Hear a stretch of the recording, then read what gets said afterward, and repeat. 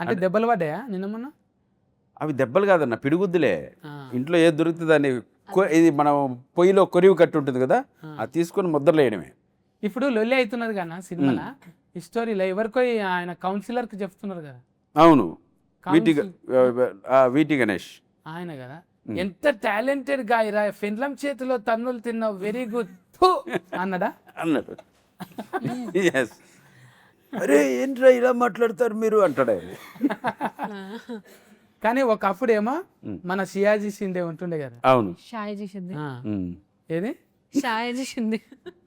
షాయిజా ఎవరో ఒకరు, కానీ ఆయన కుత్కే సఫ్ నాకు వస్తుంది. ఇక్కడ చూడు హాసిని ఎంత బాగుంది, పాటలు కూడా పాడుతుంది. ఇలాంటి వాళ్ళు ఫల్టీ టాలెంటెడ్ మాకు కావాలి. తెలుగులో చాలా తక్కువ మంది ఉన్నారు. Very good. ఒక ముగ్గురు హీరోయిన్ ఒక్క దగ్గర ఉంటే కొత్త నోట్లు చూసినట్టు తలగా ఉంది. వావ్, అందరి కళ్ళు పళ్ళు బాగున్నాయి. I like it. ఇట్లా మాట్లాడతాడు అంటే